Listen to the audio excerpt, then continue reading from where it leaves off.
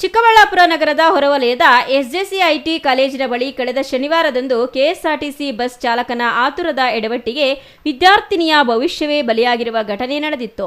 ಕೆಂಪೇಗೌಡ ಕಾನೂನು ಕಾಲೇಜಿನ ವಿದ್ಯಾರ್ಥಿನಿ ಬಸ್ ಹತ್ತುವ ಭರದಲ್ಲಿ ಡೋರ್ನಲ್ಲಿ ನಿಂತಿದ್ದು ಬಸ್ ಸಡನ್ ಮೂವ್ ಆದ ಕಾರಣ ಆಯತಪ್ಪಿ ಕೆಳಗೆ ಬಿದ್ದಿದ್ದು. ಈ ವೇಳೆ ಬಸ್ನ ಹಿಂಬದಿಯ ಚಕ್ರಗಳು ವಿದ್ಯಾರ್ಥಿನಿಯ ಕಾಲುಗಳ ಮೇಲೆಯೇ ಹರಿದು ಕಾಲುಗಳು ಸಂಪೂರ್ಣ ಅಪ್ಪಚ್ಚಿಯಾಗಿತ್ತು. ಇದರಿಂದ ಸಾವು ಬದುಕಿನ ನಡುವೆ ಹೋರಾಡುತ್ತಿದ್ದ ವಿದ್ಯಾರ್ಥಿನಿಯನ್ನ ಕೂಡಲೇ ಆಸ್ಪತ್ರೆಗೆ ರವಾನೆ ಮಾಡಿದ್ರಿಂದ ಸಾವಿನಿಂದ ಪಾರಾಗಿದ್ದಳು. ಘಟನೆಯಲ್ಲಿ ಕಾಲುಗಳು ಕಂಪ್ಲೀಟ್ ಅಪ್ಪಚ್ಚಿಯಾಗಿರೋದ್ರಿಂದ ಕಾಲುಗಳು ಉಳಿಯೋದು ಸಹ ಅನುಮಾನ ಎಂಬಂತಾಗಿತ್ತು. ಚಿಕ್ಕಬಳ್ಳಾಪುರದ ಖಾಸಗಿ ಆಸ್ಪತ್ರೆಯಲ್ಲಿ 2 ಚಿಕಿತ್ಸೆ ಮಾಡಿದ್ದು ಜೀವನ್ಮರಣದ ಹೋರಾಟ ನಡೆಸುತ್ತಿದ್ದಾಳೆ. ಹೀಗಿರುವಾಗ ಕಾಂಗ್ರೆಸ್ ಎಐಸಿಸಿ ಸದಸ್ಯ ರಕ್ಷಾರಾಮಯ್ಯ ವಿದ್ಯಾರ್ಥಿನಿ ಚಿಕಿತ್ಸೆ ಪಡೆಯುತ್ತಿದ್ದ ಖಾಸಗಿ ಆಸ್ಪತ್ರೆಗೆ ಭೇಟಿ ನೀಡಿ ವಿದ್ಯಾರ್ಥಿನಿಯ ಪೋಷಕರ ಜೊತೆ ಯೋಗಕ್ಷೇಮ ವಿಚಾರಿಸಿ ವೈದ್ಯರಿಂದ ಮಾಹಿತಿ ಪಡೆದುಕೊಂಡು ವಿದ್ಯಾರ್ಥಿನಿಯ ಪರ ನಿಲ್ಲುವುದಾಗಿ ಭರವಸೆ ನೀಡಿದ್ದಾರೆ. ಅಲ್ಲದೆ ಸರ್ಕಾರದಿಂದ ವಿದ್ಯಾರ್ಥಿನಿಗೆ ಸಿಗಬೇಕಾದ ಸೌಲಭ್ಯಗಳನ್ನು ಒದಗಿಸಿಕೊಡುವ ಕೆಲಸ ಮಾಡಿಕೊಡುವುದಾಗಿ ಭರವಸೆ ಕೊಟ್ಟಿದ್ದಾರೆ. ಹೋದ್ವಾರದಲ್ಲಿ ಒಂದು ಕೆಎಸ್ಆರ್ಟಿಸಿ ಮತ್ತು ಮಗುದೊಂದು ಘಟನೆ ಆಗಿತ್ತು. ಆಕ್ಸಿಡೆಂಟೇ ಅಂತ ಹೇಳ್ಬೋದಲ್ಲಿ. ಸರ್ಕಾರದಿಂದ, ನಮ್ಮ ಸ್ಥಳೀಯ ಪ್ರತಿಯೊಬ್ಬರ ನಾಯಕರುಗಳಿಂದ, ಯುವಕರಿಂದ ಹೆಚ್ಚಾಗಿ ಆ ಕಾಲೇಜಿನ ಯುವಕರು ಬಂದು ನಮ್ಮ ಯಾವ ರೀತಿಯ ಒಂದು ಸಪೋರ್ಟ್ ಮಾಡಿದ್ದಾರೆ ಅಂದರೆ it is a very satisfying and notable event. ಯಾಕಂದರೆ ಇಂಥ ಒಂದು ಇನ್ಸಿಡೆಂಟು ಆಗಲ್ಲ ಅಂತ ಹೇಳಲ್ಲ, ಆದರೆ ಈ ಒಂದು ಮಟ್ಟಕ್ಕೆ ಅದಕ್ಕೆ ಒಂದು ನ್ಯಾಯ ಕೊಡಿಸುವಂಥ ಕೆಲಸ ನಮ್ಮ ಚಿಕ್ಕಬಳ್ಳಾಪುರ ದೇವನಹಳ್ಳಿ ಜನತೆ ಮಾಡಿದ್ದಾರೆ.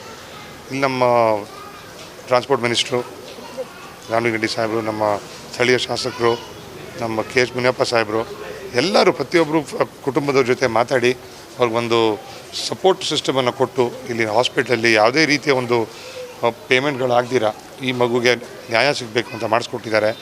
ಆ ಡ್ರೈವರ್ಗಳು ಸಸ್ಪೆನ್ಷನಲ್ಲಿದ್ದಾರೆ. ಇವಾಗ ಅವ್ರ ಮೇಲೆ ಎಂಕ್ವೈರಿ ಕೂರುತ್ತೆ. ಇಂಥ ಒಂದು ಇನ್ಸಿಡೆಂಟ್ಗಳು ಸ್ವಲ್ಪ ಆದಷ್ಟು ಹೆಚ್ಚಾಗಿ ನಾವು ಅವಾಯ್ಡ್ ಮಾಡುವಂಥ ಒಂದು ಸ್ಟೂಡೆಂಟ್ಸ್ಗೆ ಎಜುಕೇಟ್ ಮಾಡುವಂಥ ಕೆಲಸ ಮಾಡಬೇಕು ನಾವೆಲ್ಲ. ಸೊ ಇವಾಗ ಬಸ್ಗಳು ಹೆಚ್ಚು ಮಾಡಬೇಕಾಗುತ್ತೆ. ಯಾಕಂದರೆ ಆವತ್ತಿನ ದಿನ ಆ ಬಸ್ಸು ತುಂಬ ಫುಲ್ ಕೆಪಾಸಿಟಿ ನಡೀತಾಯಿತ್ತು.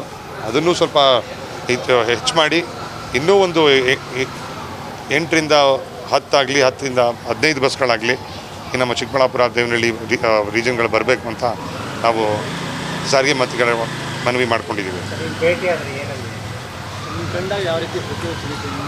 ಭಾಳಷ್ಟು ಸರ್ಜರಿಗಳು ಬೇಕಾಗುತ್ತೆ. ಇವಾಗಲೇ 2 ಸರ್ಜರಿ ಹಾಸ್ಪಿಟಲ್ ಮಾಡಿದ್ದಾರೆ, ಇನ್ನೂ 3 ಸರ್ಜರಿಗಳು ಬೇಕಾಗುತ್ತೆ. ಇದು ಆರ್ಥೋಪೆಡಿಕ್ ಅಂದರೆ ಅದು ಎಕ್ಸ್ಟ್ರಾ ಟೈಮು ಎತ್ಕೊಳ್ಳುತ್ತೆ. ರೆಗ್ಯುಲರ್ ಒಂದು ಕೋಲ್ಡು ಕಾಫ್ ಏನಾದಿದ್ರೆ ಒಂದು 2-3 ಡೇಸ್ಗೆ ಹೋಗುತ್ತೆ. ಅದು ಆರ್ಥೋಪೆಡಿಕ್ ಅಂದರೆ ನ್ಯಾಚುರಲ್ ಹೀಲಿಂಗ್ ಆಗಬೇಕು. ಅದಕ್ಕೆ 1.5 ತಿಂಗಳಿಂದ 2 ತಿಂಗಳು ಬರೀ ಬೇಸಿಕ್ ಹೀಲ್ ಆಗೋಕ್ಕೆ, ಇನ್ಫೆಕ್ಷನ್ ಕಂಟ್ರೋಲ್ ಮಾಡೋಕ್ಕೆ ಒಂದು 1 ವೀಕ್ ಆಗಿದೆ ಡಾಕ್ಟರ್ಗಳಿಂದ. But the hospital here is run a very fine job. ಡಾಕ್ಟರ್ಗಳು ತುಂಬ ಆ್ಯಕ್ಟಿವ್ ಆಗಿ ಟೆನ್ಷನಿಂದ ಈ ಕೇಸ್ನ ಟ್ರೀಟ್ ಮಾಡಿದ್ದಾರೆ. ಮುಂಬರುವ ಮೋಸ್ಟ್ಲಿ ಒಂದು 6 ಮಂತ್ಸ್ ಇಲ್ಲ ಒಂದು 6 ತಿಂಗಳಿಂದ 1 ವರ್ಷದವರೆಗೂ ಫಿಸಿಯೋಥೆರಪಿ ಮಾಡಬೇಕಾಗುತ್ತೆ. ಮಗು ಓದಬೇಕು. ಅದಕ್ಕೆಲ್ಲ ನಮ್ಮ ಸರ್ಕಾರದಿಂದ ಏನೇನು ಸವಲತ್ತುಗಳು ಬೇಕೋ ನಾವು ನಿಂತ್ಕೊಂಡು ಮಾಡ್ತೀವಿ ಅಂತ ಭರವಸೆ. ನಾವು ಅದನ್ನು ಒತ್ತಾಯ ಮಾಡ್ತೀವಿ. ಯಾಕಂದರೆ 6 ಜನ ಹೆಣ್ಮಕ್ಳಿದ್ದಾರೆ ಅದೇ ಕುಟುಂಬದಲ್ಲಿ. ಸೊ ನಮ್ಮ ಸರ್ಕಾರದಿಂದ ಏನೇ ಆಗುತ್ತೆ ಅದನ್ನು ನಾವು ಖಂಡಿತ ಆಗುವಷ್ಟು ಕೆಲಸ ಅಂತೂ ಮಾಡ್ತೀವಿ. ನೀವೇ ಭೇಟಿ ಕೊಡೋಕ್ಕೆ ಕಾರಣ ಏನು ಸರ್? ಇವಾಗ ಹಾಸ್ಪಿಟ್ಲ್ ಅಂದರೆ ನಮ್ಮದು ಸೀನಿಯರ್ ಆರ್ಥೋಪೆಡಿಕ್ ಸರ್ಜನ್ಸ್ ಇದ್ದಾರೆ ನಮ್ಮ ಹಾಸ್ಪಿಟ್ಲಲ್ಲಿ, ರಾಮಯ್ಯ ಹಾಸ್ಪಿಟ್ಲಲ್ಲಿ.